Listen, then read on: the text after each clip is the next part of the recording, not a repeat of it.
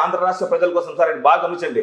వ్యక్తిగత ప్రయోజనాల కోసం పోయింటే పవన్ కళ్యాణ్ గారు 50 సీట్లు తీసుకొచ్చి 60 సీట్లు తీసుకొచ్చి డిమాండ్ చేసే సిచ్యువేషన్ పెట్టి, కానీ అట్లా ఏదో ఆలోచన చేయాలి. ఫస్ట్ గెలవాలా, మనము రాష్ట్రానికి కాపాడుకోవాలా, రాష్ట్రానికి పెట్టుబడులు రావాలా అని చెప్పేటువంటి ఉద్దేశంతో బలమైన సంకల్పంతో ఆయన తగ్గి మళ్ళా 24 సీట్లని మళ్ళా 3 కుదించుకొని, ఎంపీ సీట్లను 3-1 కుదించుకొని ఎంత అన్కండిషనల్ గా ఈ రోజు మనము బీజేపీ ఉంది కాబట్టే కదా సార్, నరేంద్ర మోడీ గారు ఉన్నారు కదా, ఆయన అద్భుతమైనటువంటి సహకారం ఉంది కాబట్టి కదా మనం ఈరోజు పోలవరం అవుతుందన్నా, అమరావతి అవుతుందన్నా, ఎవరు కారణం?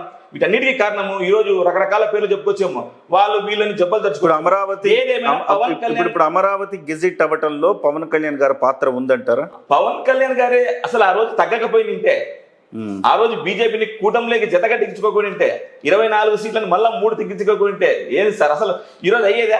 పవన్ కళ్యాణ్ గారి త్యాగం సార్. ఆ త్యాగం బయటికి ఎలివేట్ అవ్వట్లేదే.